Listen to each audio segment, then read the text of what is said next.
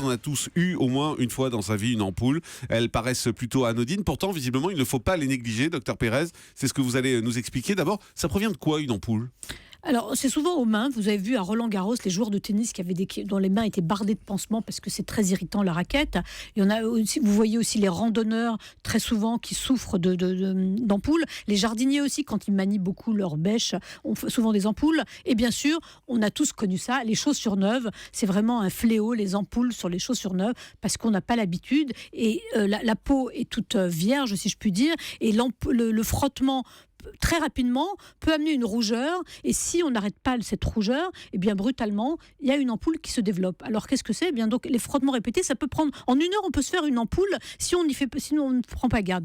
Eh bien figurez-vous que c'est une réaction de défense de la peau. C'est-à-dire qu'est-ce qui se passe ? La peau devient rouge et puis brutalement l'épiderme, qui est la couche superficielle de la peau, se sépare du derme qui est plus profond et met entre les deux une sorte de couche de lymphe, ça s'appelle de la lymphe, c'est un liquide clair, et ça permet de protéger les tissus sous-jacents à la peau pour que l'irritation n'aille pas les altérer. Ah oui, donc c'est une protection en fait, c'est une réaction de protection. D'autodéfense. Voilà, exactement. C'est un mécanisme d'autodéfense. Le problème, c'est que quand ce mécanisme d'autodéfense est dépassé, eh bien la cloque devient énorme et elle-même devient très douloureuse, et il faut vraiment faire quelque chose. Donc moi, ce que je voudrais dire à nos auditeurs, c'est que dès que vous commencez à avoir une sensation de douleur et liée à un frottement, eh bien il ne faut pas attendre que la cloque apparaisse. Dès que ça devient rouge, mettez un pansement. Aujourd'hui, il y a énormément de pansements de qualité qu'on appelle seconde peau et qui font vraiment des miracles, qui empêchent effectivement la cloque de se produire et qui protègent très bien la peau. Alors quand allez-vous me dire, Jean-Marc, quand la cloque apparaît, qu'est-ce qu'il faut faire ? Non, Qu'est-ce que vous allez faire ? Vous n'allez pas me dire ça. Il faut percer.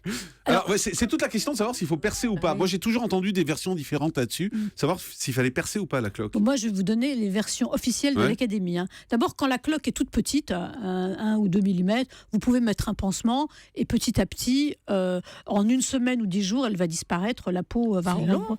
Ah oui, c'est assez long, une cloque. Pour une petite ampoule. Ou une semaine pour une petite ampoule, parce que la peau qui s'est décollée, c'est de la peau morte. Donc après, il faut que la peau qui est en dessous se réépithéliase, se recrée, et puis après, la peau superficielle tombe.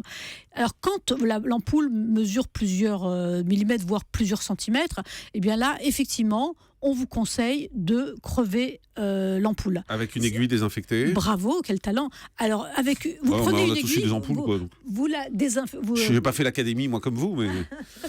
Vous prenez une aiguille, moi non plus, malheureusement, je ne suis pas à l'académie ni de médecine ni française, mais enfin bon, voilà. Eux, en tout cas, ils ont des conseils très précis à donner et on peut leur faire confiance. Et donc, vous prenez une aiguille, vous la désinfectez avec des produits que vous trouvez, enfin, de l'alcool, du daquin. On la chauffe, non, aussi ? Moi, je ne suis pas une fan de chauffer. Si en plus, après, vous allez vous brûler, vous allez... Non, on va laisser refroidir, on n'est pas neuneux non plus. Je ne sais pas, mais enfin, je préfère donner... Il y a des odeurs de fumée. Oui, il y a des odeurs de fumée, ça va faire de l'acrylamide, on ne sait pas ce qui va se passer. On entend tellement de choses aujourd'hui sur Europe 1, voilà. Et donc, vous la désinfectez avec un produit, vous percez cette ampoule à 2 endroits différents. Ce n'est pas très douloureux, a priori, sauf si vous êtes douillé, vous faites tendre la main à quelqu'un qui vous la tient chaleureusement. Et donc, vous percez au niveau de 2 trous et le liquide s'en va.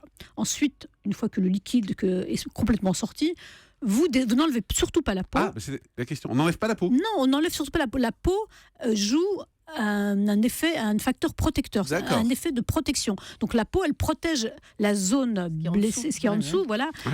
La muqueuse, et donc vous laissez la peau, vous désinfectez, vous mettez ces fameux pansements nouvelle peau, on en trouve des dizaines en pharmacie, des dizaines de marques différentes en pharmacie, et pareil, il faut attendre un certain nombre de jours pour que la peau, sous la peau qui a été décollée, redevienne normale, et ensuite la partie superficielle tombe spontanément.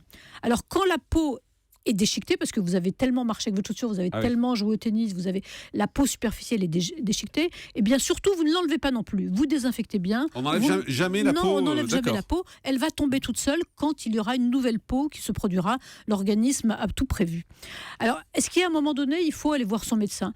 Eh bien, quand il y a des infections, imaginez que vous marchez, vous avez laissé l'ampoule se dégrader, il y a des corps étrangers, l'humidité des chaussures, eh bien là, il y a une infection, et franchement, il vaut mieux aller voir un médecin qui va va peut-être vous donner une pommade antibiotique et qui va vous donner des pansements spéciaux, qui va faire des soins appropriés. Et puis les personnes qui sont diabétiques ou qui sont immunodéprimées, elles sont extrêmement fragiles et elles ont un risque d'infection accrue. Donc il faut faire assez attention pour ces personnes et ne pas faire n'importe quoi.